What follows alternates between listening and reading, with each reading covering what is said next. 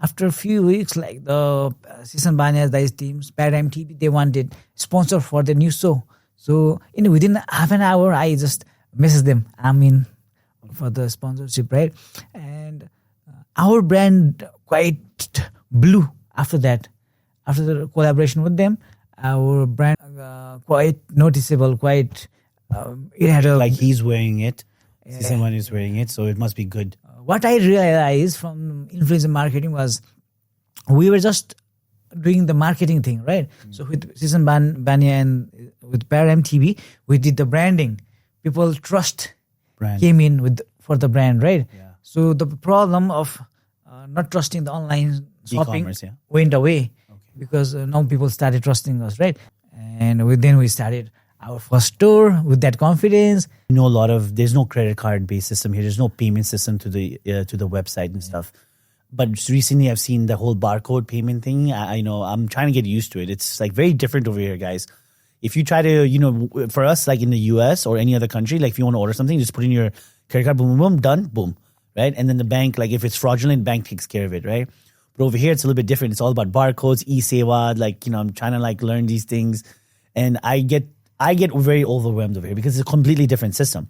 So that's also a challenge that you're facing because your type of e-commerce is completely different than the e-commerce that's done in the US, right? Very different because over here, it's like initially it was more about cash and, you do the barcode, there's no way to get the return or, I don't think like banks over here have the ability to, like if someone fraudulently takes money from you, is there any way for banks to get it back over here? I don't know. For example, like this one, right? And this is from our new collection, Limitless collection, right? So in this one, we are every time we are trying some new styles, new way of making our glass look like a designer brand, right? So you can show it case on that camera over there. Right, like that. Okay, yeah. So we are trying to make this our brand more like have their own symbols, like use of metal part, decoration, things like that. This is the first time we have done this part, right? Okay. Using metal like this. We didn't do this before, right? Okay. This one has quite a good, interesting detailing, right? So I think if you buy from this similar thing from a famous brand, it will cost you $200 to $400, right? But for us, we can't charge big time because like it needs to be affordable for the Nepalese, right? Welcome to News, Nonsense, and more.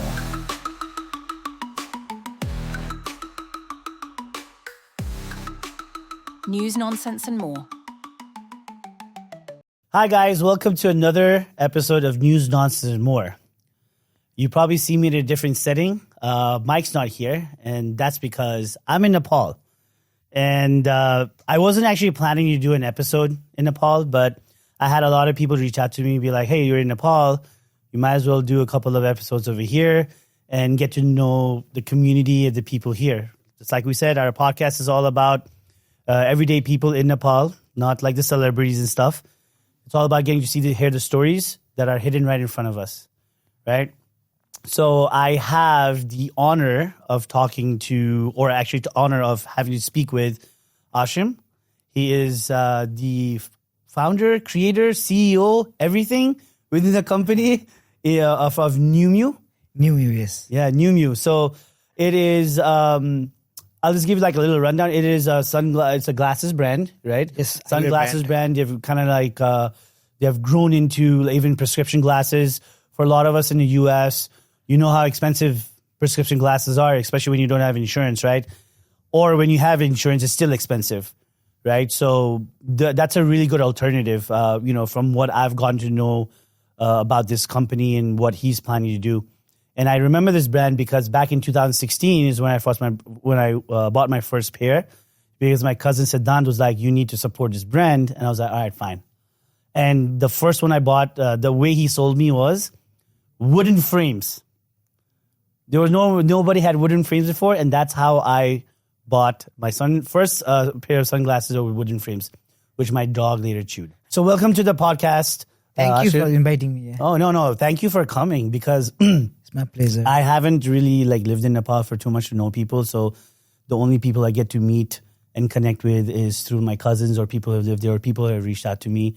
And I figured that it would be a good opportunity to kind of talk to someone, a young entrepreneur like you, right, who has built a brand in Nepal. One of the toughest, I think it's one of the toughest markets to crack because everybody likes to copy everybody here. But you've kind of built something, that has lasted for 10 years. Oh, yeah. In the March, we'll be 11 now. It'll be 11 years. Well, Yeah, next month. There you go. Well, 10 years because from the first one I bought. So you said you started in 2015, right? Yes. So before we continue about the brand, I want the audience to know who Ashim is. Who is Ashim? Where did he come from? Where is his origin story? Right? Where did everything start? Just tell the audience who you are. Okay, so I'm Ashim. So I was born in Kathmandu, studied in Kathmandu in Paragon School. Okay. And my parents, my dad, he used to work at Dursansar company in the Nepal Telecom. Okay. And my mother, she's a housewife. I have was younger brother. Okay. And in my case, there used to be ideas are born from necessities, right? So I always remember to feel money to be little scarce in my family, right? So I always thought you need to be a businessman to make good money. I've realized just by working for the others, you aren't going to make much money. So from the childhood, I had this fascination of becoming a businessman. So when I reached at my higher school, it's called +2 here, after my SLCs, I used to do dance parties, organized dance parties, day dance parties for the college going students. Yeah. So I used to make money from that. And after I went to my bachelor's, so I was the first batch of my college in the bachelor's, and I got the chance to do kind of everything there, right? Everything mean all the college competitions, football competitions, magazines, Students' Day. I used to organize, and I used to kind of earn money from such activities. Okay. So it introduced me to the world of business and the money, and how do you manage people? How do you sell to people, right? So that was my basic journey, I believe. Okay. No, it seems like you have a very you kind of resonate with a lot of people that I've spoken to that do business. It's all about people skills, communicating with people, understanding what their needs are, understanding the necessities of life, what motivates you, right? Instead of making excuses. Yeah, definitely. Right. And when you say about the people managing skills, how what made you realize that you could really, really communicate with people? You could really get them to listen to you, I guess. I didn't used to find myself as a good communicator, but I feel myself as a good director. I am good at giving people directions to lead them to the right direction. I feel that's more of my capacity and my ability. Yeah, I always have in my college days, now in my working time also, I always have a kind of the integrator or the manager, the supporting friend who helps me get my communications and the management things done. I'm the one who's the idea and the leadership quality. Yeah. I kind of realize that about me. More I see. More time you put into it, you see that. Yeah, I see that's more better quality of mine. Okay. The leadership qualities are very, very integral to any form of success. Definitely. Yeah, because you could be a manager and just direct people and not actually provide any quality of how to lead them, right? That's why they say when you're a leader, it comes from experience, it comes from understanding people, it comes from this you identifying a lot of different people's qualities. Can you sometimes some people are different, right? Some people might be good at planning, some people might be good at communicating, some people might be good at writing or taking notes down, right? So it's about how do you lead each person to their best of their ability to get the... Oh, yes. I feel I have the ability to get the best out of the other person. Yeah, I believe in human beings a lot, right? I believe in myself a lot, and I always believe in the other person's ability.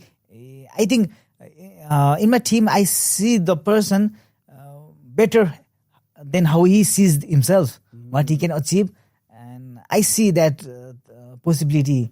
So I feel that's one of my strength. How do you motivate you people? So you must have come across people, Yeah. right, that probably don't believe in themselves. So how do you, let's say, what do you do to motivate them or make them realize that they're better than them, like they're better than who they think they are or what they are?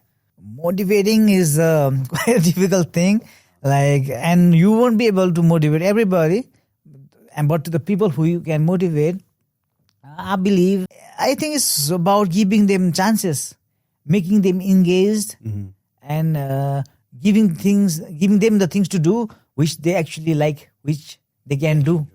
Yeah, I like to start small. I give them the small things and grow them gradually. Yeah, I think that's a very good outlook. Instead of just putting them into the deep end and get work done, it's letting them feel or do things that they enjoy. Yes. Right? Once they start doing, who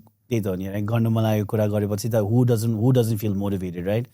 If someone loves, let's say, eating momo and you're a food taster, but go eat momos and tell me how it is, that person will be the happiest person in the world because he gets to eat momos every day. Just to comparison wise or just analogies and stuff. But no, I mean, okay, so what challenges as an individual did you face? So you were doing, party planning, you were doing the photo sessions for for the school events and stuff, right? Did you face any challenges that you figured that I need to change myself a little bit, or what did you when you identified, and how did you work on it? Challenges come in every day. It's about how you see and which one do you think is the challenge, right? You can name it a challenge or the next step or the next work to do to get to the next level, right? And a lot of challenges, I believe, in my dance party days or my bachelor's college program days or in my NewMew time till now also, I do face a lot of challenges, right? The first the party I did, there was a big problem there, right? We went into a big problem that day. And it happens, right? What was the problem? Did the DJ not show up? No, not that one. There was some immature decision in the cash division, probably. Okay. Things like that, Yeah, right? Yeah. And after that, after the first one, it was quite easier. I had understood a lot of things. Yeah. What to do going forward for the next one. Yeah. How you should do it. Yes, right. And every time you start, it's not the end, right? It's just starting. You improve from that, right? Yeah. And just in my eyewear business, before I started the eyewear business, before that 6 months, we had sold clothes. Okay. Right. Men's clothes. Yeah. The first lot I purchased from UK. Then I realized it doesn't make sense bringing the products from UK. It's nonsense. It doesn't work that way. Yeah. Yeah. It's very expensive. Yes. Yeah. Getting people to try it on, it was very time consuming, right? And it's hard to carry a lot of clothes. Yeah. So I gave that up. It's not gonna work that way. So the glasses seem easier. You can carry multiple glasses while in the delivery also, right? There won't be a problem. So switched to a better, easier alternative. So what gave you the motivation? I know you started with the clothes, but what made you want to focus on eyewear? Because that is a very niche product, right? Yes. That is something that not many people just I want to sell glasses one day, right? So how did that idea formulate? What was it all about? Okay, how did it happen? So I used to wear glasses, prescription glasses, from class 6 till the bachelor's. Wow, okay. A lot of years, yeah. And after my bachelor's, I did LASIK surgery and got rid of my glasses. And when I went, after getting rid of the optical glasses, I needed to protect myself from the dust Yeah. and the sunlight Yeah. due to the operation, right? So I went to buy the glasses at some shops at Sabil, but I didn't like the shopping experience, the information I was getting, the price was a little shady, yeah. Yeah. And this thing had always been on my mind. So after the clothing business didn't make sense, I jumped into the glasses. So you saw like a problem with the shady, like I guess eyeglass Yeah. sales process in Nepal. Yes, the price was very high. Very. When you say high, like just so that you know, because Nepal high and US high is different. It's different. Yeah. So high in terms of Nepal or a high in terms of just In terms of Nepal. in terms of Nepal. terms of So how much was it at that time? So we kind of reduced the price of glasses almost by 40 to 45%. Oh, okay. So that high was the prices. So we started online and we didn't know much about business. We just thought about like we're making good margins still. After reducing the prices, we still thought we were making money. So we started selling at very good prices. And at that time, the Meta ads, the Facebook ads at that time, right? Yeah. Had just started. And for just $5, we used to get like Tons of views. tons of views, right? And the business, we started from 50,000 rupees. And I think in the 10 to 15 days, we had recovered the money from the business. So you started with $500 worth of. I'll just use it in $100 terms. Okay. That's why it's easier. Okay. So your Meta ads like ad revenue or ad. I'm sorry, not revenue. Ad cost was about $500, 50,000 rupees. No. We started the business with 50,000 rupees. You started a business with 50,000 rupees? Yeah, just. Okay, just to put into perspective, okay, at that time, 50,000 rupees is $500. So he started his business with $500, okay? So the entire business, the glasses, the branding, whatever it is, Yeah, you had $500? 50,000 rupees, 10,000 for the logo, 20,000 for the website, 25,000 for the products. That's it. And I started from my room. So you're like that Microsoft kind of story, like you know how they build their companies from the garage? I started from the garage. Yeah. Straight from the. But you over here, there's no garage, so you started from your room. Yeah, my. That's really crazy. So that means if you could start your business with that much of investment, and the margins of glasses were that high, and you could still. So how much profit did you turn the first time when you did this? When you figured, oh my God, this is a thing. Like, we recovered the initial investment in 10 to 15 days. Our initial investment was recovered. 10 to 15 days. Yeah. Because you knew how to you kind of dwelled into Meta ads. Oh yeah, the Facebook ads. Yeah. So do you think that was something that not many people used to do? No, we were the first who did that. So you were the first ones who did that. Yeah. So you were a trendsetter for so many type of business practices that Nepal sees. Technically, if you think about it. You can say that way that we got lucky. Like for the Facebook ads, Siddhant connected me with the person to do that, right?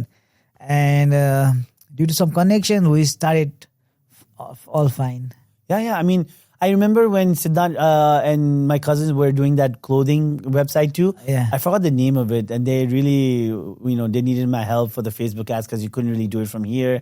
So, I helped them out with that, and I forgot that Fab City. Fab City. Fab City was the name, and then and they were young. They were, how old are they? They were like 20, 21, man. They were like young kids, and they were like, we need to do this, we want to do that. And they made decent money for that age. Right? But then they all went to study. So, education is important. So that was, I guess, their ability to experience business, right? And then they kind of went on and did different things, and that's a foundation. Yes. And you kind of carried on with your brand over here, and you stayed here, and you really built something. Oh yes, yeah, man, that's crazy. 50,000 rupees. Okay, so you made your money back within the first 10, 15 days. Oh yeah, right.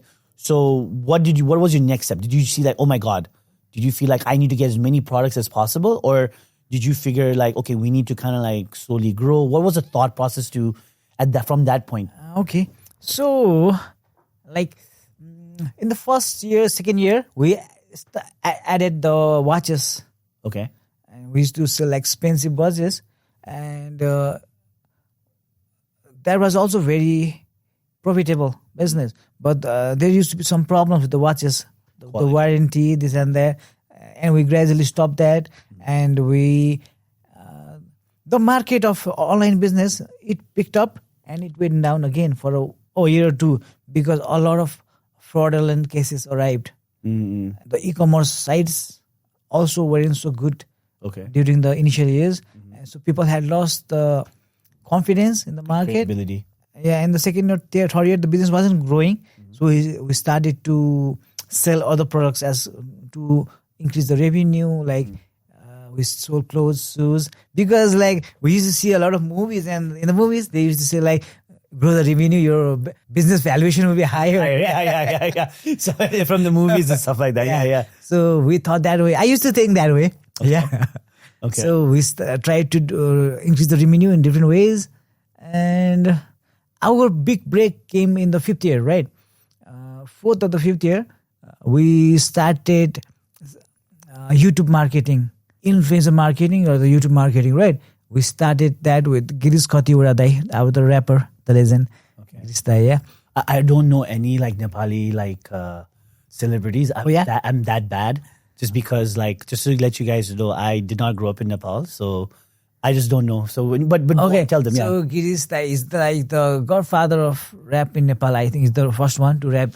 Oh, really? Start the rap. Okay. And he also stayed in the States for a lot of years. Okay.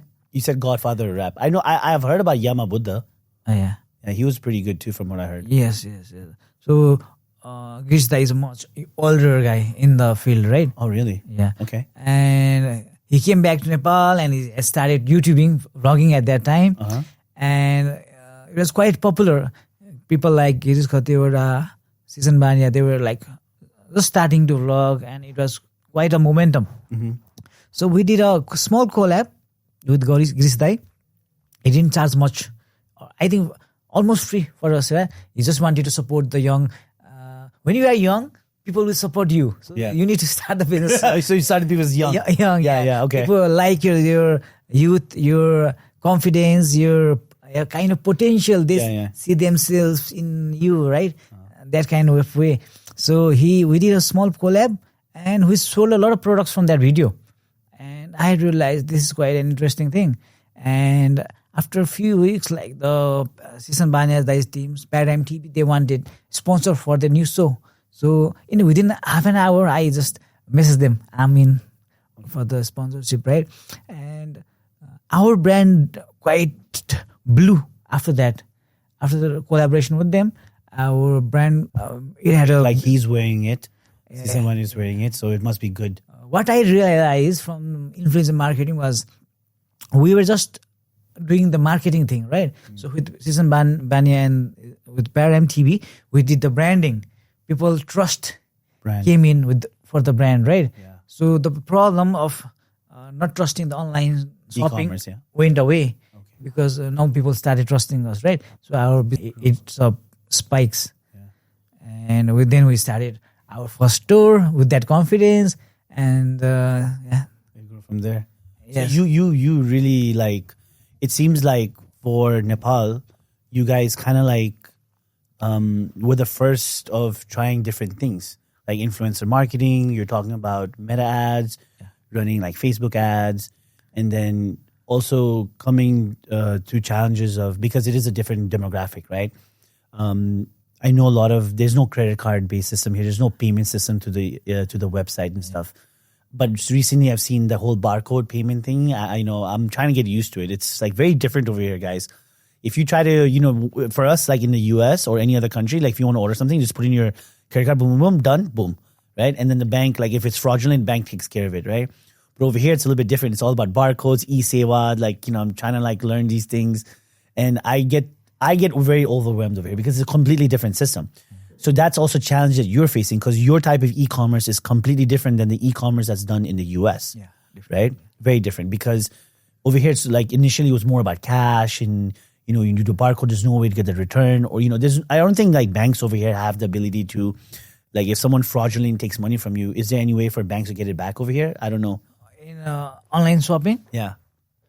In the context of online shopping, I think bank can help, but maybe depends on the context. What kind of scenario is it? So right? it's not like, because in the US, when, let's say, if I pay something and I don't get what I want, I can then complain to the bank. Okay. And then I the get bank you. will say, okay, they'll take the money back and they'll force the company to prove it. And then I still get my money back. So the consumer is protected. Yeah. The consumer right is quite good in the US, right? US, yeah. I don't think the thing is quite simple here. Many people try the cash, do the payment through cash, or they do by e-seva, not through by bank, right? Yeah. And it's quite, the bank won't look after the consumer. Consumer rights. So it's quite different. That's so many people have like lost a lot of money. So that's, it adds to, it doesn't help businesses like yours that try to do something honest. It doesn't help you. No. So due to such scenario, our business was very stagnant, growing after a certain point. Yeah, but after the store came in, the trust came in. People can see us physically. They can see the products. They can see the people. They can have their conversation. Yeah. And the trust part started. Yeah, and you know what I like. Before I came here, I went to one of your locations in Civil Mall, and I bought 3 pairs just because I lose a pair. I used to buy Ray-Bans and stuff. I used to lose like $300 glasses, and then I realized like, oh, that is not something I should be doing because I lose them. And then I wanted like when I came over here and Siddhant showed me your NewMew brand, and I was like, wow, this is like for when you come from abroad, the one thing you do is like you always convert, right, the currency. Yeah. And I'm like, wow, these glasses are really good and they're pretty cheap, like $30. Because there's also like cheaper glasses where you can buy from gas stations, which is like $10, $15. But they're like they're really shitty. Like the lenses are not actually like glass; they're plastic, right? And it's just something you use and you throw away. But every time I lose my glasses, I get sad. So I lost my pair of glasses when we went to Sora, like just recently with Siddhant. Okay. I left it at the restaurant just because we were upstairs and he came downstairs, so I must have left it within that. And I got so sad the entire way back. I'm like, I don't have any glasses. And then you know how hard it is to find the same style, right? Oh, yes. It's very hard to find the same style because it's always changing. But every time I do go to your store, there's so much variety. And the one thing I like about the fact is the new styles makes me happy. Like you guys, you know what? Okay, fine, I have this. And I tell myself until I lose it again, because I don't have a problem like paying like the amount that you guys charge, which is like it's like $30, but you're getting a really good quality. That's why I really always come back here and buy it, which I always lose it from time to time. Just letting you know. So you've got a customer who's always buying something for life from me, by the way. Oh yeah, glasses and marks are very losable item, right? A lot of people lose things like glasses and marks. In a month, I also lose 1 to 2 glasses. You're your own top customer. Oh yeah, kind of, yeah. Many people, I don't know. I have heard about people losing their glasses a lot. Oh yeah. I mean, people like me. Yeah, and if it is a good glass, and people just take it away, they try. Yeah, they try and you take it away. It's fun, right? And I think like I like the fact that it's a good looking brand, but even if like it doesn't hurt you when you lose it. Oh, yeah. That's the good part about it, Yeah. Like it just hurts me because I lose that design, Because when you let's say lose a Ray-Ban glasses or you break Ray-Ban glasses, you're not like unhappy about the style that's you're losing. You're unhappy about the $300 or the $200 or the $100 that you just spent on those pair of glasses. Like, oh my God, I spent like $200. I have to go spend another $200. But with your brand, one thing, especially going back to what you said, is like you reduced the price of something. You made it more affordable for everybody. So like even like a driver like who wants a nice pair of glasses can buy your brand and still look good. It doesn't hurt. Yeah. So for example, like this one glass, right? And this is from our new collection, Limitless collection, right? So in this one, we are every time we are trying some new styles, new way of making our glass look like a designer brand, right? So you can show it in case on that camera over there. Right, like that. Okay, yeah. So we are trying to make this our brand more like have their own symbols, like use of metal part, decoration, things like that. This is the first time we have done this part, right? Okay. Using metal like this. We didn't do this before, right? Okay. This one has quite a good, interesting detailing, right? So I think if you buy from this similar thing from a famous brand, it will cost you $200 to $400 dollars, right? But for us, we can charge big time because like it needs to be affordable for the Nepalese, right? So for the 4,000 to 5,000, we kind of get very quality products. So yeah, I mean, like overall, like what I was saying with your brand is, right? So you're always trying different things, Yes. right? And when you said about like you're trying different things with the logos and stuff like that, you're giving it that expensive brand type of imagery, but you're giving that affordable pricing. Oh yes. Like we right now are not in the business. We used to be in the business of selling glasses, right? Right now we are in the business of making the glasses. Okay. We make like more customization, things like that. We are in that space where we have the economies of scale.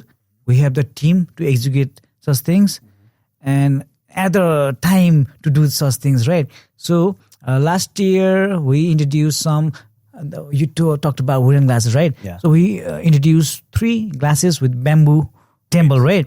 So one model was called Chitwan, one was Pokhara, one was Kathmandu, right? So we did some wooden engraving on the glasses, right? And that way the artist got a decent amount of money and we got some amazing product and people did like that product, right? And recently we introduced a product called Everest, right? So the Everest is the product for the high mountain range altitude trekkers, right? Not just for the regular, but for the in the higher altitude also. So in glasses there are like 4 category of lens, right? So the very light color lens is like 1, right? So category 1. So category 4 is like very dark lenses. So in the mountains, the sun is very bright, right? So you need darker lenses to protect your lens, right? So things like that, like we are making now functional glasses, not just for fashion. We are making more functional. So you're scaling your business, scaling and improving and making the products according to the demographics of the country, right? So like if I'm a trekker and I want to go and buy glasses that helps me, which I'm not a trekker by the way, but if I wanted to, I can go to your company and I can customize something. We sell that training glasses for 5,000, right? If it was if it's not about just 5,000, it may be cheap to some, expensive to some. In the Nepali context, expensive, right? But for people who go to the mountains, it's a safety gear, right? Yeah. They need the very good quality products. And for that, the quality we provide for other brands, the international brand. More of affordable pricing. Double, something like that, right? Oh, really? Yeah. So that means if I wanted to go buy it from, let's say, the US, hypothetically, like, those type of glasses, that same grade you're talking about, how much do you think it would cost? Like have you seen it cost? Multiple times higher. We could give you like a number, like $200, $300? Definitely. Yeah, this glass, like I sell for like 5,000, right? This one is definitely 22 to 25,000 minimum. The other brands will charge this for this product. Now our products gets made in the same factory where top brands are made. Really? Yeah. Okay. I can because they're all made in China.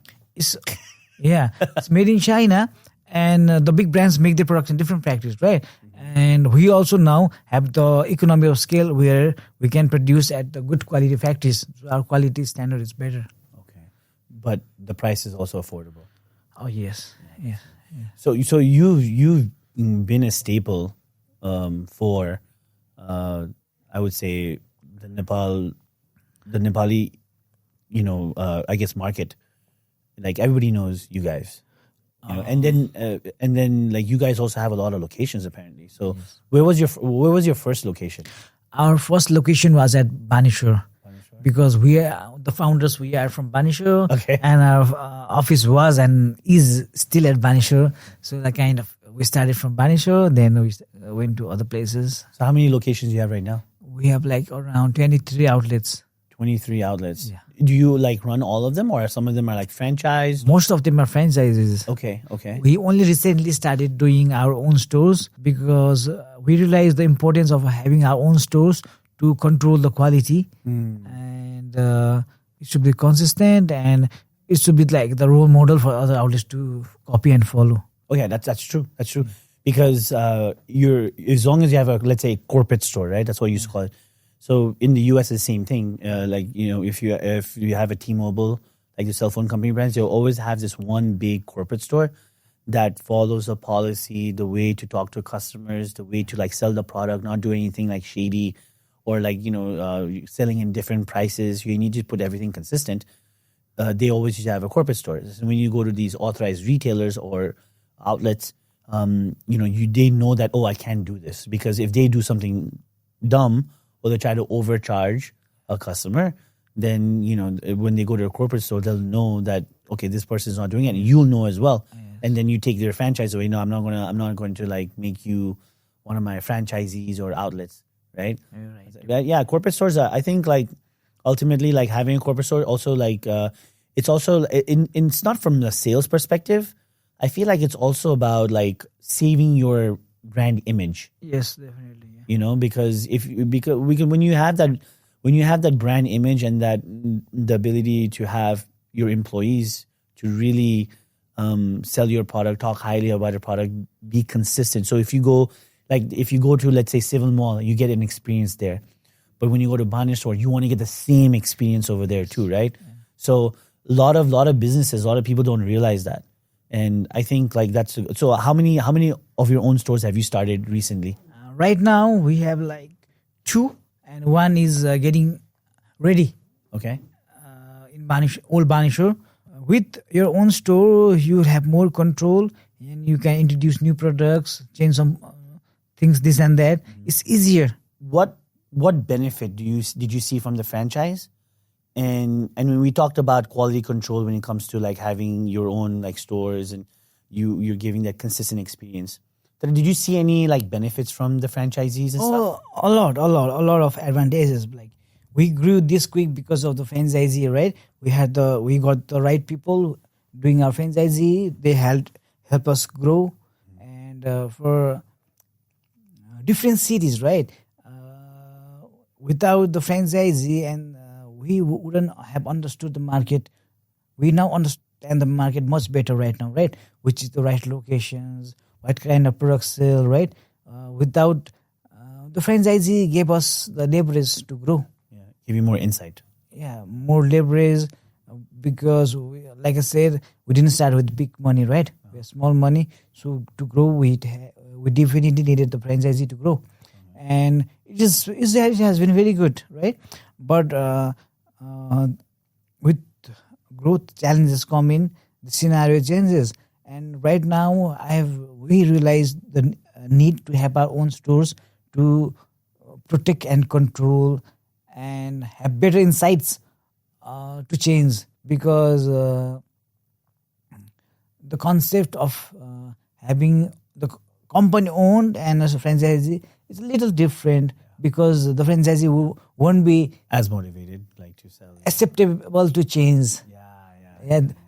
Because the name is NewMew, right? Yeah. We always try to try new things around. Yeah. So when the franchisee are reluctant, it gets difficult. So having our own outlets give us more wings. So like when you say reluctant, they're like, no, these are the type of classes that sell. I don't want to try any new styles. Yeah, things like that happen. Yeah. And it's tougher, right? In Nepal, like the way the thought process is very different. Yeah, we as franchisors and franchisee, we are still learning.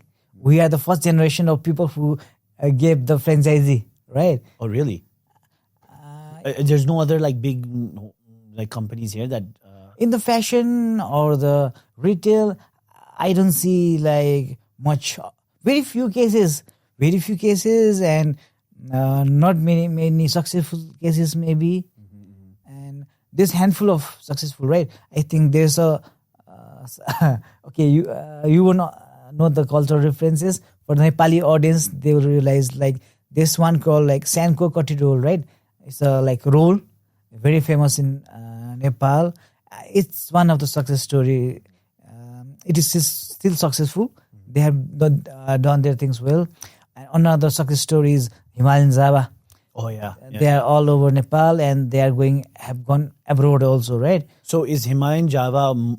They're not their own locations. Are they more like franchisees? They are, till I have heard and known, they are more franchisee. So I know like franchisees in the US are a little bit different. Like I know 7-Eleven does that. Like big like gas station companies do that, or even like restaurants do that. But it's a little bit different there because the franchisor has a lot of like regulations. Yeah. And, it's like even like 7-Eleven, you cannot just go in and be like, I want to be a 7-Eleven franchisee. You have to like be recommended by like 2 or 3 already people who are in the franchise already to even like have an opportunity to become a franchisee, right? And then they have to follow strict rules and regulations. Like, no, you can only sell this. You have to order through us, and so on and so forth. And a lot of people don't like the ability not to have like let's say access to do whatever they want to do. Like maybe want to sell their own product. No, they like to keep everything very similar. Is that something that you feel like would work here, or do you have to like work extra hard with the franchisees? Like you have to always listen to them. You cannot always do whatever you want to do, right? You know what I mean? So is that some sort of challenges you might face over here, like with the franchisees? Or do you want to go and like, no, you have to do this NewMew, like brand requires all franchisees to sell this product. Like, how does that work? We are trying to find a balance. We can't be so like very aggressive. Everything should be our way, right? Mm-hmm. We are open to listening to their thought process also, because we are in the finished product. This is not the final product, right? We are still improving. We are still bringing in new products, right? So this year we will have our own optical lens. So right now we have 2 brands, NewMew and Limitless. So we sell sunglasses and optical frames through these names. Now we will be introducing our own optical lens with the NewMew brand. So I'm not really well versed in optical lenses. So explain that to me. So what do you mean, like your own like glasses? You mean like so this is our sunglass, right? Yeah. So this is the frame. Yeah. This is the lens, right? Yeah. So the people who have problem in the near and you're talking about like prescription glasses. Prescription glasses. Oh, right. Okay. So you're getting into prescription glasses. Yes. Now. Okay. We are introducing our own lenses. Wow. Okay. So that way we can give better quality at more competitive prices, because we will reduce 2 to 3 layers of people from the middlemen. Yes. Yeah, right. Good. Yeah, okay. So right now international brand, they have the cut. There's an agency, they have the cut. So we can reduce the middlemen that way and provide better quality products. And most importantly, you're providing prescription glasses to people who need that prescription. Yeah, definitely. Yeah. So do you have a process set? Like, for example, everybody has a different... I have 20/20 vision, so, I don't need those glasses. But do you have, let's say, people who wear glasses, right? What's 20/20 vision? I'm just. What happens when it's 20/30? I don't know. I'm just saying. Okay. It's a thing they say back home, like in the US. 20/20 vision be like it's actually that's not even the perfect one. I thought like 20/20 vision was perfect, but apparently it's something else. Okay. It's apparently something else. Okay. So whatever. But I never had. I don't know what the life is for someone who needs prescription glasses. Right? You said you had to. Yeah. 6th grade. I know. And I know the pain of people who need prescription glasses. Oh, yeah. Because in the US, if you don't have insurance, right, and you have to pay, like if you want to get like those prescription glasses made with the frame and you're paying so much money, it's like really expensive. Like you're talking about, I think, I've never been, but I've seen like maybe $150 or $350, or maybe up to like even a range of $500. Yes. Right? That's how much it costs, because these prescription glasses, they're like, like you said, there's so many people that make money in layers in between, right? So my friends, sometimes when they don't have insurance, they can't even afford reading glasses, and that means they're just walking around blind or driving around blind. Oh yeah. Yeah, it's Risky business. Yeah, it's risky. It's risky Oh, yeah. because like you don't have insurance, right? And there's no really an affordable way in the US for prescription glasses. People cannot afford it. Some people that cannot afford it, they have to choose between, I don't know, food or even getting medicine or even prescription glasses if it breaks. And I've seen a lot of people like within the Nepali community over here. It's like, oh, can you bring my glasses? I'm going to tell my family. Oh, yeah. Can you bring those glasses for me? And then it's so much harder because they use their older prescription readings and they don't realize that their eyesight has gotten worse, right? And then they get the new one and they're like, oh no, it's not really that good. What am I supposed to do, right? So there's that layer of I would say there's this challenge of trying to get the right type of prescription glass for people that don't have the alternative of trying to find someone who understands that. You know what I mean? But I feel like if you're getting into that what do you call prescription glass, like you're saying, I think you are going to reach a market that would, I guess, propel your business into another level. Because in the US, if you could tell someone, hey, listen, go to the optometrist, get your eyesight done, pay that money, right? And we will be able to see how much it'll cost to make your glasses. And if you do a little bit of let's say market research, see how much it actually costs in the US, and then you can see how much it costs for NewMew brand. Let's say, how some companies like to do that, right? You go with T-Mobile, it's actually $80. Oh yeah, compare it. But if you go with NewMew, AT&T, that same line might cost you $50, right? For the same product or the same thing or the same I guess product at this point in time, right? So you could, if you do something like that and show the international market hey man, you need prescription glasses, might take you a little bit longer to get, but this is how much money you'll save, you will probably skyrocket at that point in time. But logistically, you might have challenges. So I'm actually curious to understand, how are you going to logistically do this? I know you're probably doing it mostly for the Nepalese. Yeah, the lens part right now just for Nepal. We have just it will take minimum of 1 year to do it properly in Nepal, right? Okay. So internationally is quite later. Okay. Right now, maybe in the next few months of the year, we will be ready to ship our glasses internationally. Okay. So this year, only the glasses is the priority for the abroad market. And stepwise, let's see. I think there's a big possibility because with the lenses, the more competitive lens we have, the more frames will sell also, right? We can sell it together. And so there's no trustable Nepali eyewear lens brand, right? Right now, I don't know any Nepali eyewear lens brand that is international. Same here, yeah. So in Nepal also, there's no proper lens brand till I know, right? Okay. So there's a good on-tap business. So you have a good opportunity within Nepal itself, Yeah. for that consistent quality, Yes. right? And that place where people can go in, they can feel oh, if I place an order here, I will get the type of glasses I want and I'll get the right lens. Yes. Right. And people is very hard to see the product and know it's a good quality, it's a bad quality, what price should it be charged. It's quite difficult, right? Mm-hmm. So I want to set a very good standard quality so people can trust. And trust the brand. Yeah, the thing for me is just that we sell the products at a fixed price, at a fixed discount. I did this because I hate the bargaining. I'm a very shy guy. I'm an introvert. You don't like haggling? No. Come on, man. That's a Nepali thing. I grew up, my mom was this is 2,000 rupees.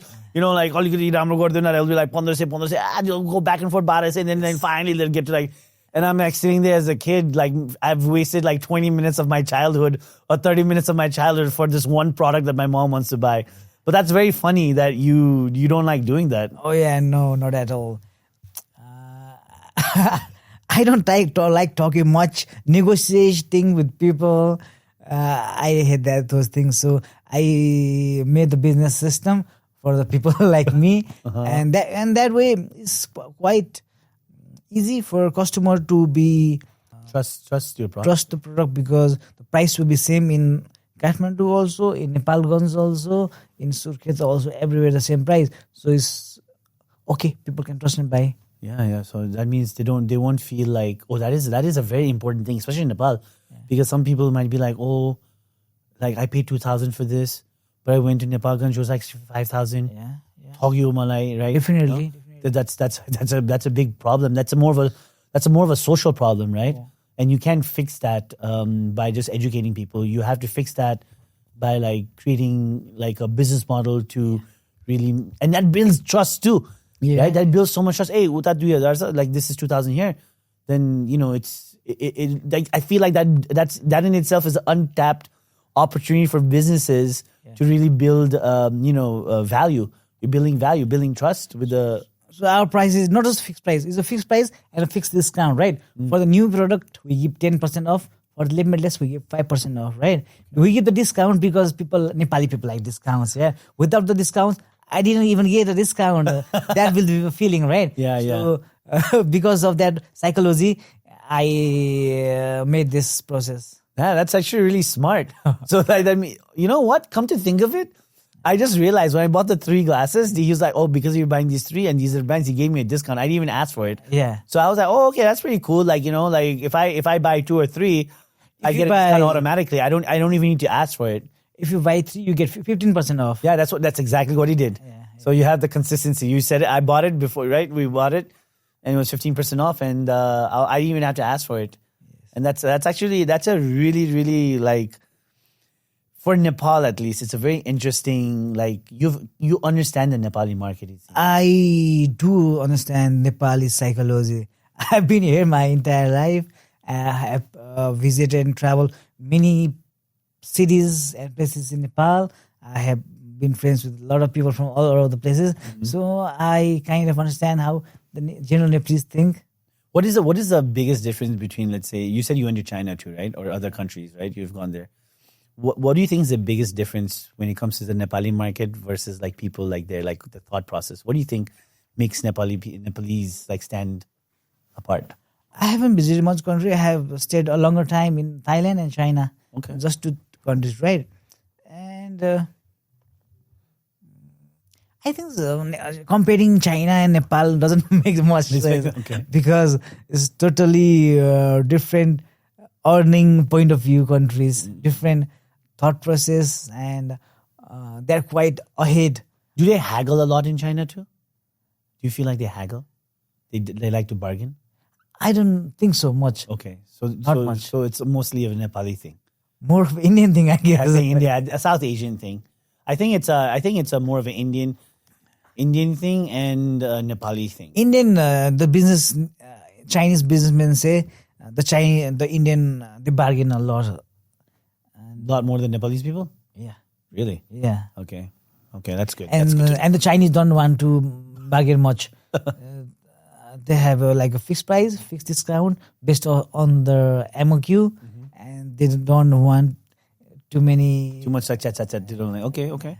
I guess that's also one of the reasons why they're like one of the biggest like manufacturing hubs. Well, the biggest manufacturing hub of the world, right? So if you think about like everybody goes to China and get their product made, it makes a lot of sense. Yeah. And it's and a lot of people don't realize, they feel like, oh, if I go to China, they might steal my style and all that stuff. Yeah, they might. But building the value, it's not about the product, it's about how you present yourself. Right? There are certain things that they can't do. Is like for example, you started branding your glasses. So even if there's a knockoff without your brand, no one's gonna no one can really like tell the difference or buy it, you know what I mean? So, but that's pretty cool. That's pretty interesting. Coming from like how you want to do your business, you don't like haggling. You give the discount. You just cut that entire the whole, I guess, like sales process over here. Like I think like 80% of it used to go with the haggling, and then the 20% is like paying and leaving, right? Yes. So you've cut down the 80% completely. You've given people a good experience when they go shopping. Hey, listen, I know you want a discount. You bought 2 or 3. This is limit. We all get 10-15% off. Done. Yes. All right, give me your money. Leave. Everybody happy. Everybody's happy, right? I'm happy. You're happy. And Yeah. I think like one of the things that stands out to me is that you said you reduced the price of glasses. You didn't really need to give a discount, but you still are because you understand the Nepalese market. Like no matter how what the price is, they always look for a discount. The discount, what I've realized about the discount is like the offer is like it makes people buy because and it makes people try. I realized this thing last 2 years back, right? There was a pizza place near my home, and they had their anniversary, and I hadn't gotten there to eat before, but there was an offer, 20 or 30% off, so I went there, right? Because when there's an offer and buy, it makes us think we're smart. We save some money, right? It makes us think smart, right? So that happened with me, right? Okay. So using it as a closing tool. And you're learning from other businesses as well, and you're applying to your own. Yes. Which is smart. It's smart. Like if you can't beat them, you join them, right? At that point in time. But no, I mean, like, I think you have it on lockdown. I think you have, like, from what I understand is you really understand the Nepalese market from a psychological standpoint and just like understanding. I understand Nepalese market from a middle class point of view, and there are a lot of middle class people. So it makes sense to me, I believe. Yeah, because the middle class is what kind of like makes the country run, right? Those are the people that when they spend money, that's where the most money gets circulated. They're not going to go and try to buy Louis Vuitton sunglasses, right? They're going to try to buy something that is within their range, but they also want to look good at the same time. So yeah, I mean, creating a brand like that gives them the opportunity to have that. And I mean, a lot of people think like people are going to look at the brand. Right, when you're wearing sunglasses, I honestly, don't even like me. I don't look at brands. I just look at the design. Oh, those are cool glasses, and that's it. And it depends on person to person, right? Person, yeah. A few days, 2 days back, I was in Dhangadi, and I went there wearing non-branded glasses. There was no brand on it, right? I wore it because it was a sample. I was wearing it because I wanted to try. I was testing. Is it too tight or is it okay to wear to make it into mass production, right? And the other guy was asking me, why aren't you wearing a NewMew glass, right? And so in certain people are like brand conscious. He was wearing a Prada glass, right? That guy who asked me, why aren't you wearing the NewMew one, right? So some are brand conscious, some are interested in style. Do you feel like there's a lot of people, like since you're in this retail market and you yourself are creating a brand, do you feel like a lot of the people are brand conscious, or a lot of people are more like, I want good value for what I pay? Good value, I believe. Right? Yeah. Because brand conscious people are very like, they're only like make like maybe like, I don't know, 5%, 10% of the market. Probably. Yes, maybe. Probably, yeah. Because I think value is very important, and people do trust and wear Nepali brands more these days, because I see a lot of clothing, Nepali brands. I see a lot of people wearing them.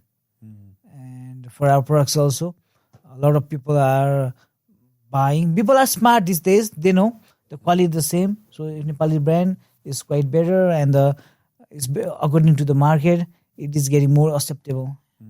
Plus, I think like with the internet being as it is, it just gives like that edge. People are shifting. Like people will wear a NewMew rather than wear a copy Ray-Ban or copy Louis Vuitton. Exactly. Depends on the person. Some won't, some will, and everybody doesn't need to buy my products. Yeah. I mean, like people. Yeah, you cannot like sell to everybody. That's just not possible. And it's quite boring. Also, everybody wearing the same brand all the time. Yeah, boring. you need a little bit of competition to set you apart, right? To like say, oh yeah, you're wearing NewMew and stuff like that. I think I think the glasses you get in Nepal is quite good. There are other few good brands also, competitors, and they help us improve and work hard to get better. Who's your biggest competitor here? There are few. I won't take on the name of any, but like there are few, 4-5 of them. They are doing okay, but direct competitor, I don't feel there's a direct competitor, because we have around 23 outlets. the next big one maybe doesn't even have 5 outlets, right? So I don't take as a competition, but they are good people trying their best. Yeah. Yeah, no. I mean, listen, you're the first one there. You're growing. You're doing different things. I mean, I'm really excited to like see more about the prescription glasses. I feel like that's really gonna like blow up. Because I think so. 10 years ago, when I told I was going to do the glasses business, many people didn't trusted me. Nobody were interested in investing in it. Right now, I'm trying to invest and open the lens business. Still, many people, even few of my partners, are not so interested in this, right? But I see there's a big opportunity. So how come some of your partners are not interested in this? Is this more of a Nepali thing? Because people get very content, right? Yeah. They get very content. They don't want to like scale up and grow, especially when you're younger and stuff. Is that like, I don't understand. I feel like it's more of a South Asian thing. I believe so. You grow or you die. You don't stay the same. Yeah. You need to grow. Or some people think you can just be straight line. You can never be a straight line. Life goes up and down. Exactly. Right? Because if I don't start the lens business, someone will do with the similar ideas. Ideas are very transmissible. If I don't do the business, the other one will do. People get content, right? Yeah, content. I think many people get content. They don't want to take risks. Yeah. Bigger the risk, bigger the reward, right? Yeah. But it is a Nepali thing because I see that even in my parents, like they're very like content with what they have. And I see that in a lot of people as well. They don't want to kind of scale up. Yes. Things don't stay the same. Like for example, the best example I can give you is Blockbuster. Blockbuster used to be this company that would rent out movies in CDs and DVDs, right? And then Netflix started by renting out CDs first. Yes. And then they really invested heavy on the online streaming service. And everybody's like, who's going to sit at home and watch that, right? They did all that stuff. And now Blockbuster doesn't exist anymore. Blockbuster was the epitome of rental movies. Imagine if they had taken their resources and invested into that streaming service. They would still be around. Now they're saying like the only one Blockbuster location is in this one little town somewhere, and no one really even cares about it. Like they become a part of lost history. The only people who remember them are the older generations like us. Oh, do you remember Blockbuster? That's it. It doesn't matter. It doesn't matter because now we're like, oh, Netflix, and then in fact we tell them like, oh, look at Blockbuster. They had an opportunity. They didn't even do anything. They get more criticized for that, right? Yes. So I feel like it's definitely a Nepali thing, and I commend you for like even like wanting to grow the business because it does take money. People don't like to stay content. They're like, oh, paisa airach, I'm good. It's not just about the money. It's, for me, doing the lens business is doing the right thing, right? The next move, right? The corporate outlet idea. I'm the one who's like very bullish and very aggressive on doing our own outlets, right? Because I see the importance of this and what's right needs to be done, right? The lens thing also is very important. Why important? To give a good service and quality to the customer. That's the most important thing. Money is a secondary part. That product have a good margin is a secondary part. The first part is people will get better quality products at a better price. That's a bigger thing. Right? That's a very, very interesting thing you said because most people always think about the margins. They don't think about the impact on the person. Like if let's say someone in the US gets an opportunity to get like prescription glasses for you for, I don't know, 1/5 of the cost, for him it's about I'm saving $200-300. That's money that can go towards like food or something. There's people like that over there, right? Or even over here. Like you said, like Dallas has around 80,000 to 100,000 people, right? That's like Nepali 1 lakh maybe, right? So, for example, how to see a market, right? 1 lakh people, Nepalese just in Dallas, right? Even if you can get like 5,000 customers, it's enough customers, right? You don't need a lot of customers when you're selling the right product, right? For any business to survive, you need 1,000 customers. For a brand, I read this somewhere, I think from some book from Seth Godin. A restaurant to survive, a business to survive needs 1,000 loyal customers. That's enough. you don't need a lot of customers. You need to sustain on that, right? Because like even if you get like on like $30 to $40 from 1,000 customers, it becomes a good amount of money. Yeah, that is right. I didn't think of it that way. Very sustainable way, right? Yeah. So right now we're expanding in different cities in Nepal, right? What I think is about 1,000 customers. Are there 1,000 customers? If there are, there's a market. Oh wow, that's a very good way to put it. I've never like had anybody explain like brands or business that way, like especially when it comes to a brand. So 1,000 customers. So yeah, if you sell something for $40, you have 1,000 customers. That's like nearly what $40,000 if you even do that, right? Yeah, that's a pretty decent chunk of change. yes. 1,000 customers, 1,000 loyal customers is what you need to have a brand. Yeah, to sustain at a level for a writer, for a painter, for any kind of business, right? Somebody is selling a momo, 1,000 customers eating every month, maybe a sustainable business. Yeah. No. I mean, hey, listen. I mean, it gives what you're really doing is you're really giving a good perspective, right? To like a young entrepreneur, right? Because they might feel like I need to sell to everybody. But what you're saying is you have to focus on that 1,000 loyal customers. You go out and reach that demographic or that community that's going to help you grow. I don't think about selling to the people who say Nepalese glasses aren't good. I wear this premium brand from abroad. They are not my customers, right? I'm trying to make new products for the people who have already purchased the brand, who is looking for something new. It's better to focus on that market rather than the one who doesn't want to hear my voice, right? Yeah, no. I mean, that's absolutely true because if I like your brand and I want to say, hey, what's new over there? It's kind of like cars, right? Like if I like Nissan GTRs, I would love to buy an older one. But every time they come on new, even if I don't buy it because they're really expensive, if I could, I would. You always want the newer model of the same brand. Like, you know what I mean? You get hooked onto it, right? You really appreciate the brand. And if it's something that you can like afford and it's cheap and you're seeing different styles coming out, then why not? You know, I think that's a really good way of looking at it, especially when you're doing your product research, when you're trying to put a product out there. If it has to do with clothing, shoes, cell phones, right? They release a phone every year. I look at Apple. Everybody wants a new Apple iPhone. Even they'll put the camera from here to here and like, new phone. Everything's the same. People still buy it. Yes, because they're loyal to it, right? And I think building that type of brand loyalty takes you to places that not many people can even achieve. Oh, definitely. No, I mean, like, and you said like, I did a little bit of research and, based off of what you have said. And I do have a couple of questions. And I feel like I think it'll also help me learn more about you and also the brand itself. So you said the Limitless, right? Limitless. The Limitless line that you brought. You guys started that back in 2018. Okay, you started it in 2018. And that's more of the premium quality, right? Yeah. Okay.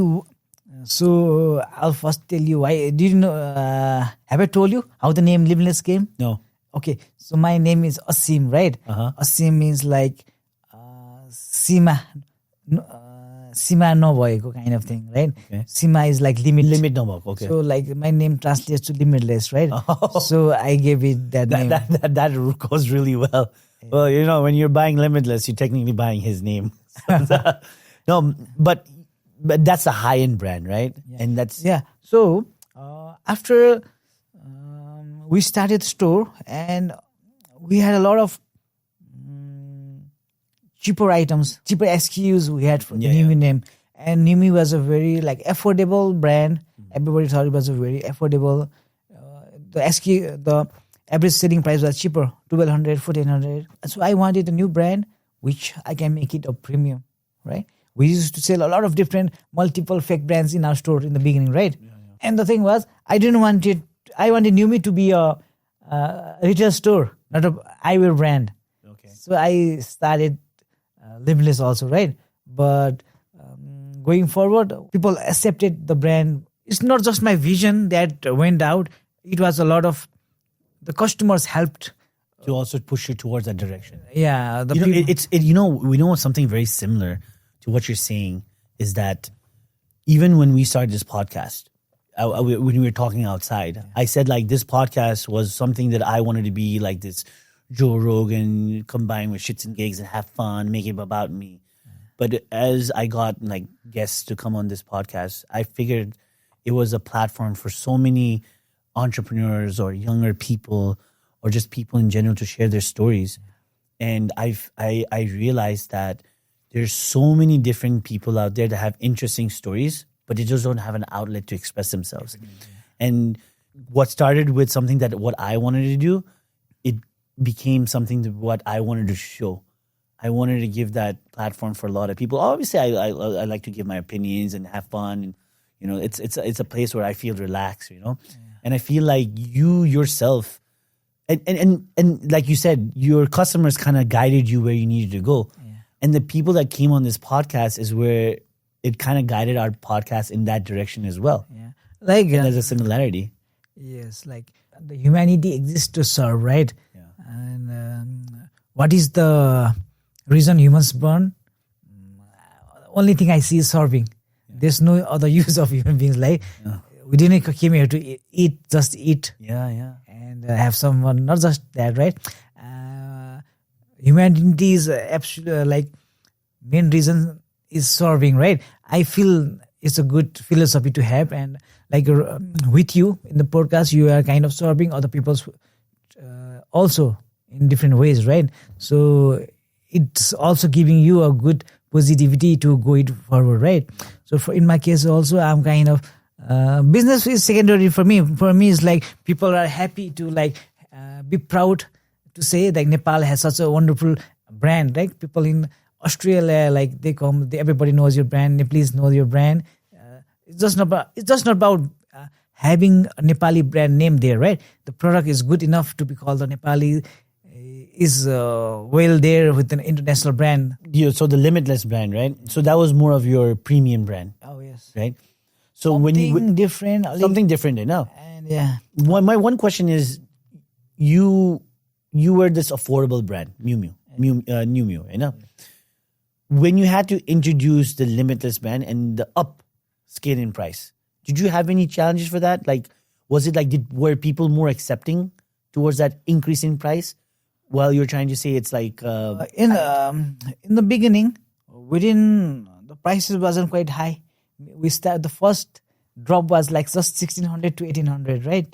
So people accepted it, and we already had knowledge and experience with the NewMew brand, so it was easier and more knowledgeable bringing in with the Limitless product, right? Less problem. The first batch of NewMew eyewear we brought in, we had a big problem. Why? The product wasn't as shown in the pictures. The printing wasn't as good as we thought it will be. Things like that, right? So we had already learned a lot of things. So we more easily dropped the first collection of Limitless, and every time we did it to better products, more premium prices. And people loved it. NewMew kind of became a viral brand, right? Not so viral also, because we had worked 3-4 years before the viral point came, but we just became this 30,000 per day business to like 2-3 lakh of business in a short time, right? So we did became NewMew was like that. For the Limitless, we were like a slowly in its own pace, and people loved. It came more organically. Like that's why you said like it's always good to have the loyal customer base. Yes. And that's what NewMew was. It was a loyal customer base, and then it got it easier for you to kind of like go for Limitless and stuff like that. So I know like I asked you a bunch of questions before we did this, and you said you're really into art, right? So art as a blueprint. Like you mentioned a lot of inspiration for your products comes from art. Can you walk us through a specific frame design or collection where a piece of art or a painting or any type of art influenced you to create that product? Okay. So I have a few examples right now, and we are designing one glass with a kukuri sword on the tip of the temple, right? Okay. We are designing it right now, right? And we have it hasn't been finalized. We are still working and modifying the tiny details. It will be launched in the next few months probably, and it is looking good actually. It's not sharp, right? You're not gonna cut someone.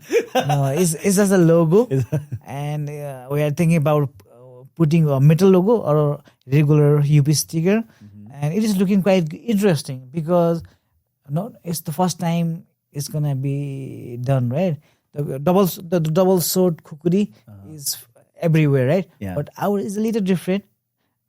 Still in your own way, right? Yeah. So I have stolen the idea in my own way. No, I mean, but that's inspiration. Definitely. You are, because it's a Nepali brand and the kukuri is a Nepali sword, right? That is the Gorkha's way. It has symbolism towards it.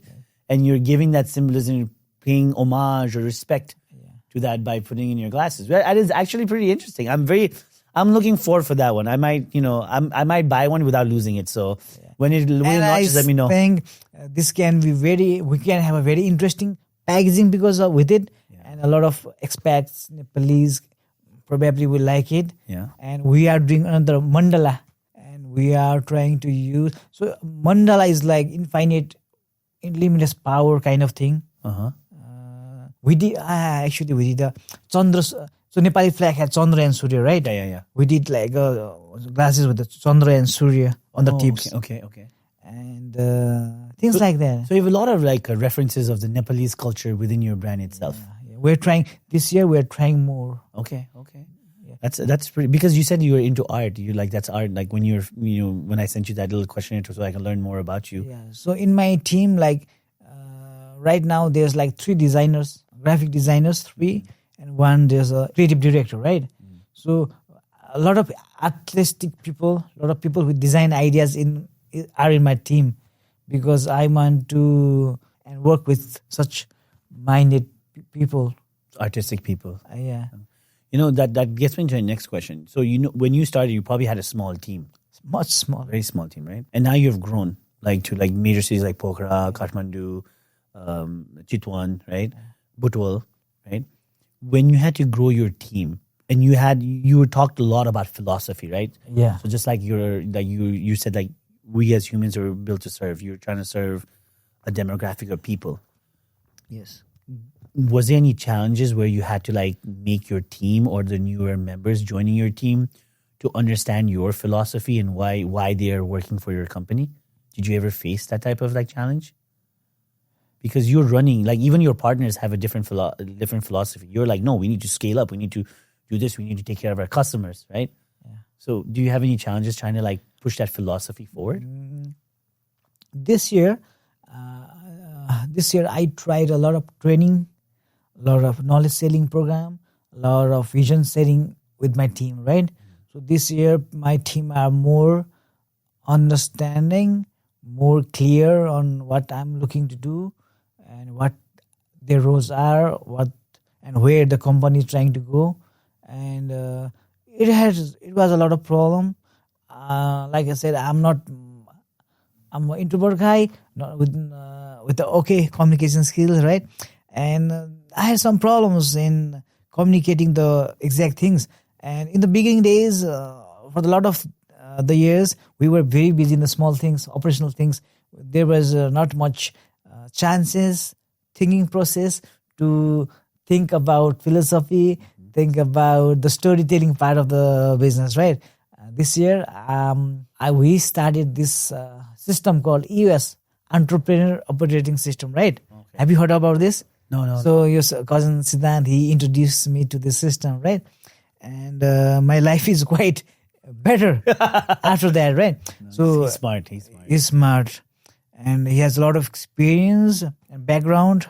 So he understands things very deeply. His communication skills is off the chains. Yeah. He reminds me of me. I remember, that's why we also get along really, really, we think very alike. Yeah. But he just has more energy than me. And, he knows to go out there and get things done. And I'm always proud of him. I don't say it enough. I always post it. So, Siddhant, But even he told me how, he wanted you to be successful too. How he's giving you that advice and, hey, these are the resources that's out there. Go look at it. You don't get people. Definitely no. And You know, that's I'm really proud of that. You know, he's also helping you, and you're also like, and you know what? You can always take, you know what they say, you can take a horse to the lake, but you can't force the horse to drink the water, right? Yeah. You decided that, oh, I've been introduced this type of resources to me, but it's up to you to actually read it. Definitely, right? definitely, yeah. And that's another part of it, because taking someone to giving someone some resources is only 10-20% of the task, right? The other 80% is the individual itself that has to put their time in, and that's what you did. And that's the difference that with a lot of like successful and unsuccessful people. Yes. Life gives you opportunities. You should be there to snatch it. Yep. Not take it, snatch it. Yeah. Yeah, exactly. You need to take it. And you don't get many chances, right? In life, you get opportunities. You don't need to be very rush and take just another opportunity that comes in, right? But you need to be smart enough to try to understand if this opportunity is or not, and sniff around for the opportunity. Be ready for it, yeah? Because when the time comes, when it's your day, you shouldn't be lacking behind. Yeah. And you know, that takes me to the next one, because you talk about a book called Rework for the Second Time, right? And you read that book, and you said you read it twice. Oh yeah. Right?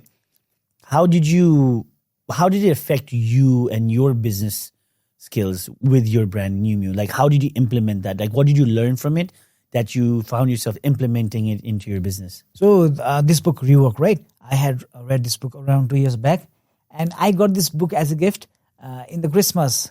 So our company had this Secret Santa, right? Mm-hmm. So one of my team members who knows I love reading gave this book to me, and I actually started reading this book just 8 to 10 days back, right? So this book talks about having the right culture and having for a business owner, what kind of thinking to have, the mindset, the learning mindset, the successful mindset. They learn through their business. They have poured it out, right? They say things like, don't keep bringing investors in your business until it is very necessary. In my business, there are just co-founders and one investor. More of an investor is like our brand ambassador also. He's a very helpful guardian and part of our business. So we brought him in, right? Otherwise, if we had brought in like some people who doesn't understand our business, someone whose intellectual thought process, philosophy is different, it will be a big problem in running the business. Because when your decision gets like pushed away, it's like challenges, right? Like when they don't think the same as you, and you're trying to execute something, it's a big challenge, right? They push it away, and I completely understand. I myself have like faced situations like that, and it doesn't even have to be in a business. Sometimes it could be in like a school project work. Like sometimes you work in a group of 4 or 5 people, and everybody wants to figure out their own way. And I think that's where teamwork, team building is very important. And you're right. It's not only about the money. It's about the vision, the philosophy that will help you be successful ultimately, you know. And I think you bring a good part. Like running a business requires you to have a certain type of philosophy, a certain type of understanding.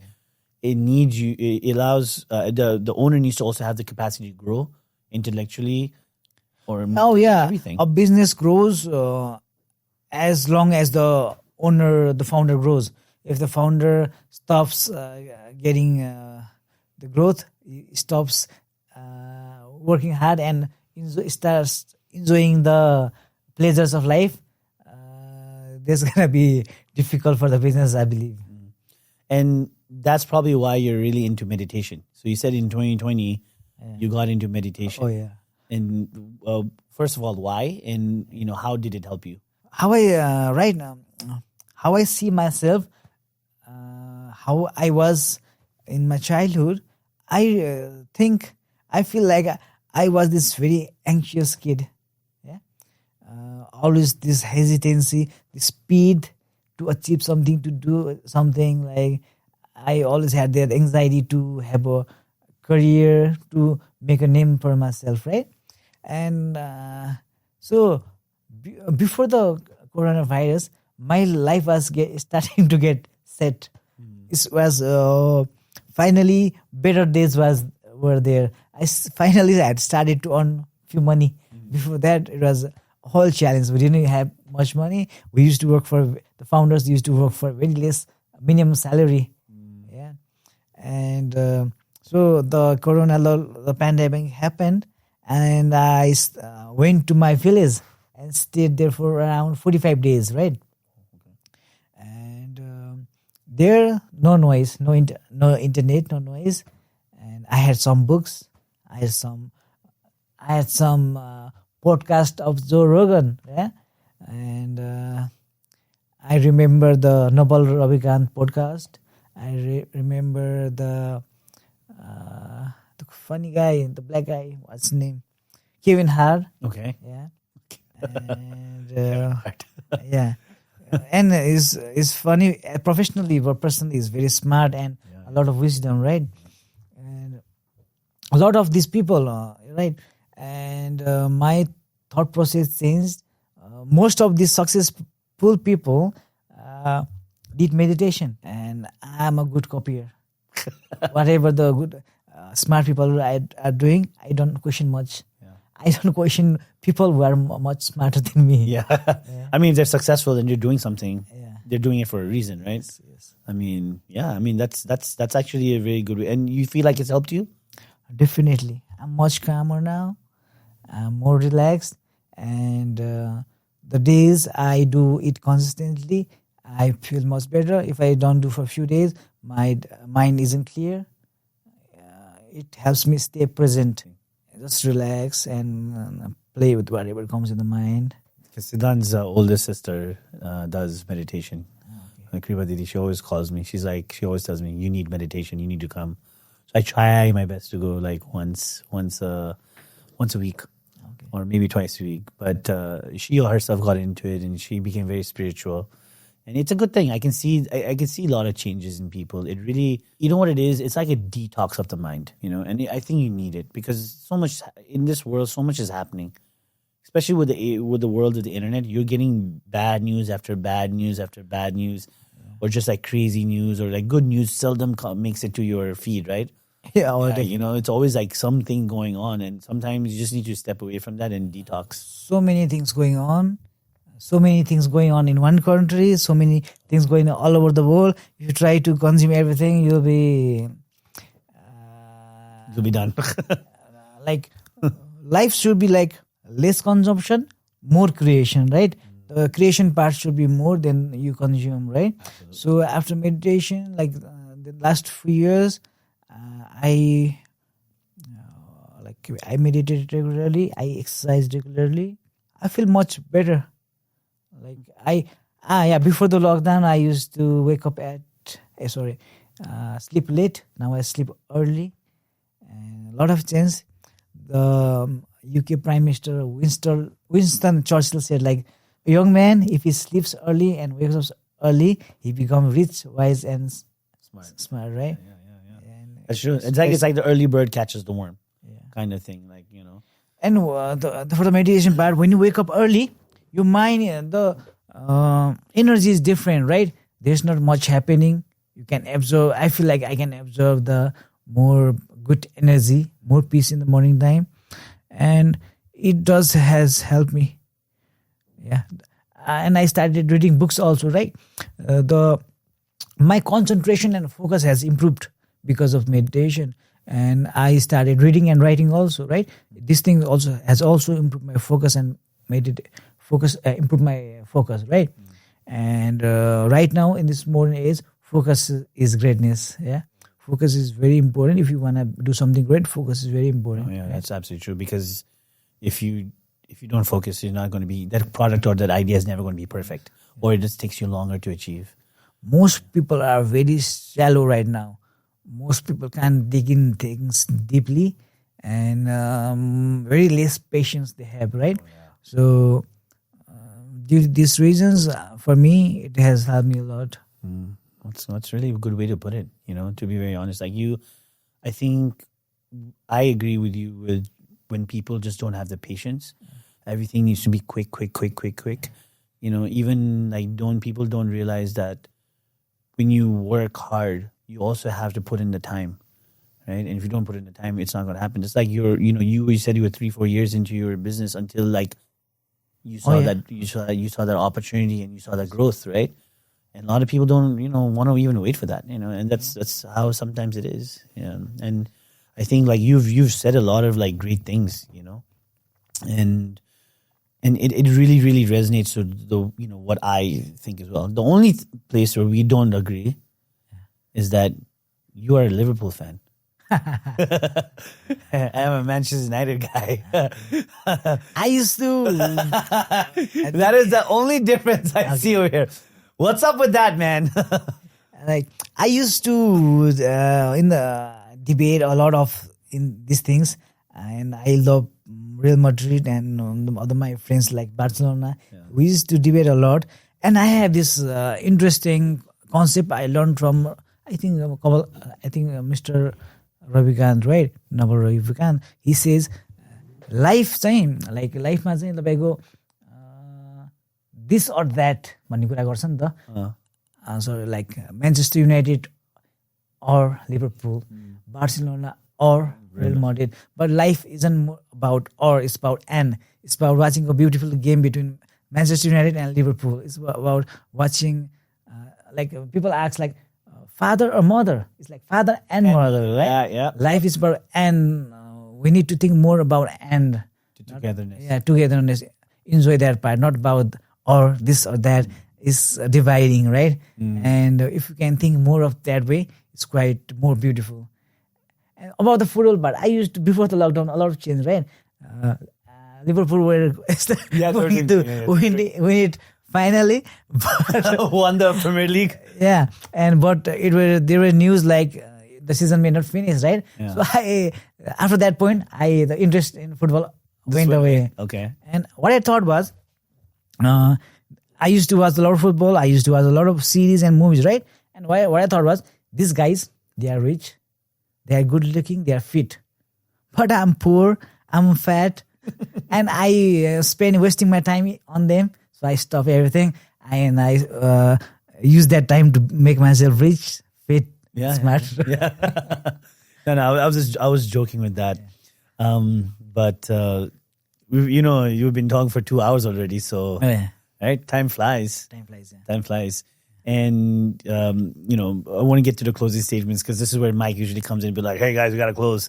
But if you had a message to, let's say, someone who's struggling in their business, a young entrepreneur or like a kid, just like yourself, like you said, you're always into business. If you had any words of wisdom, you could say it in Nepali, you could say it in English, whatever way you feel like. And you had to motivate them, what message do you have for them? Okay. I think doing business or doing some economic activities to earn money, it's all about the learning, right? The focus should be, in the beginning, the focus should be about the learning. The first few years, think about how you can learn the skills to make more money in the future. Get yourself very skillful. Make yourself surrounded by very positive people, and think about the learning part. The earning will follow later, right? And be more grateful. I think धेरै मान्छेहरु चाहिँ grateful हुन सिक्दैन, गाह्रो छ जस्तो लाग्छ क्या. अनि grateful like yin yang हुन्छ नि त, 50% चाहिँ हार्ड वर्क गर्ने, 50% रिल्याक्स पनि हुनु पर्यो हैन. 50% एकदमै काम पनि लर्निङ पनि हुनु पर्यो, 50% अर्निङ पनि हुनु पर्यो हैन. Things like that. जस्तै अनसेटिस्फाइड भएको पार्ट होला, इम्प्रुभमेन्ट पार्ट होला, तर राम्रो पनि हुन्छ नि, ग्रेट्युटी पार्ट पनि राख्नु पर्यो क्या. एन्ड बाई एन्ड सी त्यो लिएर हिँड्न सक्दाखेरि चाहिँ I think that will be much easier and better for the young people. म चाहिँ स्टार्टिङ डेजमा खास a lot of aggression and speed and त्यो scarcity hunger मा हिँड्थेँ क्या.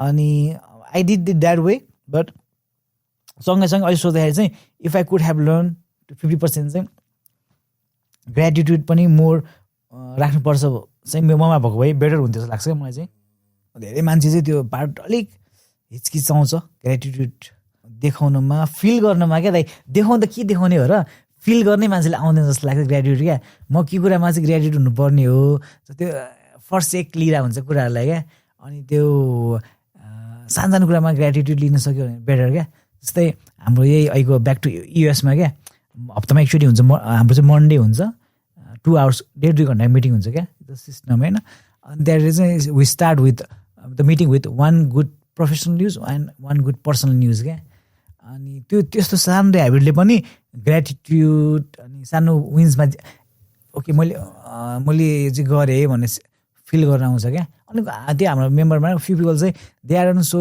Vulnerable and open to even say 1 good news for a week क्या त्यो हेर्ने दृष्टिकोण नै त्यो हुँदैन जस्तो लाग्छ क्या मलाई चाहिँ अनि यसो सोच्दाखेरि चाहिँ like for me I can count a lot of blessings maybe म अहिले ह्याभिङ अ गुड टाइम होला त्यो भन्ने कुरा पनि मसँग धेरै हुन्छ होला होइन तर स्मल थिङ्स हुनसक्छ जस्तो लाग्छ मलाई चाहिँ अनि more the right now in the world more of that is better अहिले मान्छेहरू लाइक यो भएन त्यो पुगेन भन्ने लाइक टाइम छ न्युज हेर्दाखेरि पनि यो भएन त्यो भएन यस्तो हुन लाग्छ नेगेटिभै छ होइन सो जे छ त्यसमा मोर सिम्पल लाइफ चाहिँ अलिक माइक्रो लेभलमा बाँच्नुपर्छ अरे क्या दाइ म्याक्रो लेभलमा हेर्नु थाल्यो भने केही पनि मेक सेन्सै गर्दैन क्या जति माइक्रो लेभलमा चाहिँ आफ्नो लाइफ के छ आफ्नो क्लोजेस्ट प्यारेन्ट्सले के दिएको थियो क्लोजेस्ट पिपलले के भएको थियो स्मल माइक्रो लेभलमा हेऱ्यो भने चाहिँ इट्स क्वाइट मेक सेन्स गर्छ अरे क्या लाइफ ग्रान्ड अब स्टारसँग म कसरी रिलेसन लाइक म नेपालमा छु म यसमा जन्मेको भयो अर दिस डिफ्रेन्ट थिङ गरेर कामै छैन क्या विस्फुल भएर कामै छैन जहाँ छौ जे छौ like you are there make sense of it make work of it तपाईँभन्दा तल भएको मान्छेले नि मच बेटर गरेकै छ अनि लाइफमा if you are born with a little struggle be happy जस्तो लाग्छ क्या विदाउट द स्ट्रगल हुँदाखेरि कति कुराहरू लाइफको पार्टै बुझ्न सक्दैन जस्तो लाग्छ क्या I have seen few friends very privilege कति कुराहरू उनीहरू बुझ्नै सक्दैन क्या स्ट्रगलसँग भएको मान्छेहरूले छ भने चाहिँ be happy about it it अर्को मान्छेको राम्रो के छ भनेर चाहिँ जज गर्नु हुँदैन क्या त्यो पाउँदाखेरि उसले कति कुराहरू मिस पनि गरिरहेको हुन्छ क्या होइन सो बी मोर ग्रेटिट्युड बिस्तारै take it slow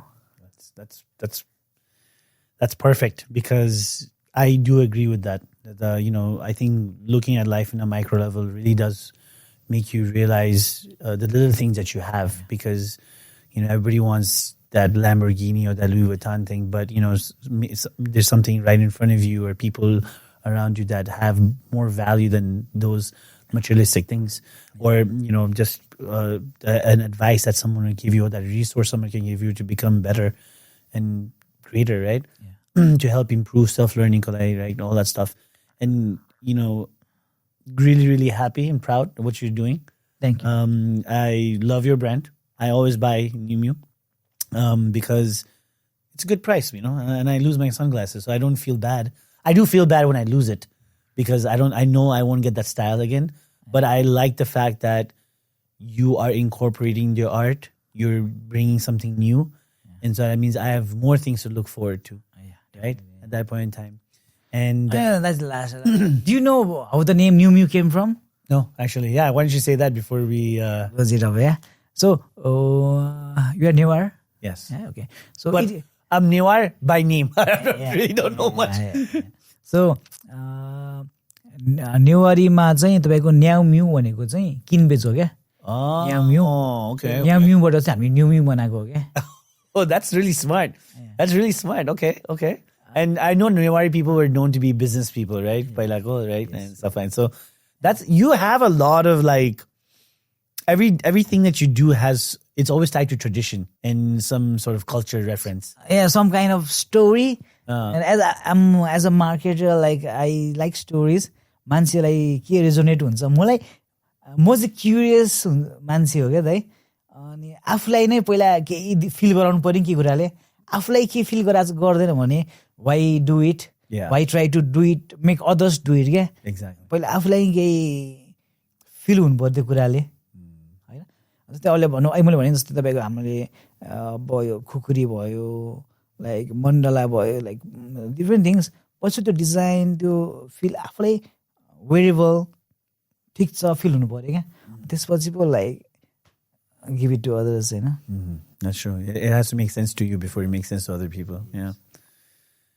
Yeah, man. I mean, 2 hours is not enough. I want to thank you for coming. Thank you there. Short notice, ma. मैले के भन्छ धेरै कति कुरा टपिकहरू दुःखको लेसन कति कुरा फेलियर्स कुराहरू गर्ने पाइन्छ No, and you know what? It's not the first time. This is not only going to be the only podcast. Yeah. Like when you release new brands and you reach new heights, and Sure. I mean, don't think that this is the only time. Like there will be times you will come back again because 2 hours is never enough. Trust me. Like beautiful. And the reason why we keep it at 2 hours is also because like nobody really wants to watch like 2, 3 hours, 4 hours. You know? Yes. But we always have to keep things for later. So, there's always more stories. And that's the whole point about our podcast is that so many people around us have stories and so many things are there to be said, but they don't get the platform, they don't get the opportunity. यो जस्तो क्या कतिजना story छ भन्ने कुरा आयो नि त अनि कतिजनाले आफ्नो स्टोरी पावरफुल छ बुझ्दैन क्या Exactly. अनि powerful for them and powerful for the other people Exactly. Also पनि क्या अनि अरूहरूको मात्र स्टोरी अब त्यो खतरा एडिटिङ गरेर उसमा देखिरहेको हुन्छ नि त अनि मेरो स्टोरी मेक सेन्स गर्दैन जस्तो लाग्छ तर त्यस्तो हुँदैन लाइक माइक्रो लेभलमा यो story is also very interesting Exactly. It is because, but that's the thing that people relate to the most, right? Yeah. And that's what's all about for this podcast. And like I said, like, thanks for coming. Thank you, and for short notice, and sharing your story, especially about your brand, where you came from, your vision, your principles, your ideas, the artistic nature that you have, your meditation journey, how it made you into a better person. Those are things like I feel like a lot of our listeners who listen to this podcast today, which will be released once Mike gets hold of it, we'll release it. And I feel like, one of the things I really wanted to do was also talk to people in Nepal, right? Because we've been talking to a lot of people who come from Nepal, but I feel like there are also a lot of different aspects of people in Nepal that we need to hear as well. And for the little short time I'm here, I definitely, wanted to do this. And I really appreciate it. And that takes me to the ending. But before we end it, just remember, guys, to subscribe to our channel, like this video, comment, right? And hit that notification bell because we need all the help we can get to hit 1,000 subscribers. And with your help and love, that's how we'll get there. And we can get this brand ahead and in front of the world and make it into this, international like brand. That's our goal is. I like rhymes. जस्तो कि limbless भयो भन्दाखेरि चाहिँ I wanted to make a brand so grand, never seen in this land. And we'll end the episode from there. Thanks, man. All right, peace out.